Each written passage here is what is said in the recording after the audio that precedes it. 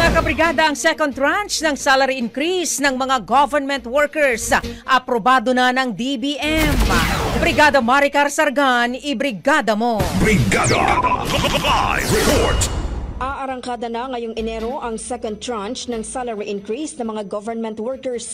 Ito'y matapos lagdaan ni Department of Budget and Management Secretary Amena Pangandaman ang National Budget Circular No. 597 na naglalaman ng guidelines, rules at regulation para sa ikalawang yugto ng taas sahod ng mga taga-gobyerno.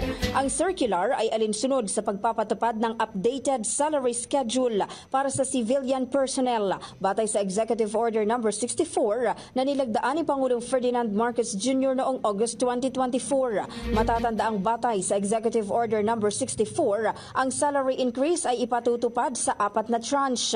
Ang unang tranche ay ipinatupad noong January 2024. Ngayong Enero ang pangalawa, habang ang ikatlo ay sa taong 2026 at ang huling tranche ay sa 2027. Ang mga pagbabago sa sahod ay saklaw ang lahat ng civilian government personnel, kabilang ang mga nasa executive, legislative at judicial branches, pati na rin ang mga constitutional commissions, state universities at GOCCs.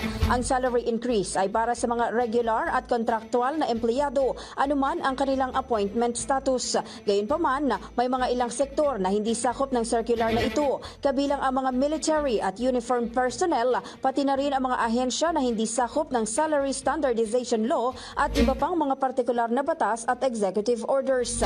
Ang pondo para sa mga salary adjustments ay kukunin mula sa Miscellaneous Personal Benefits Fund at iba pang available na pondo sa ilalim ng 2025 General Appropriations Act. Para naman sa mga GOCCs, ang halaga ay kukunin mula sa kanilang aprobadong corporate operating budgets. Samantala, magpapalabas ang DBM ng hiwalay na circular para sa mga lokal na pamahalaan. In the heart of changing lives, ito si Brigada Maricar Sargan ng 105.1 Brigada News of Manila, The Music and News Authority. Ang bahaging ito ay hatid sa atin ng Power Cells Herbal Capsule. Tuldukan ang sakit dahil ikaw ang sandigan.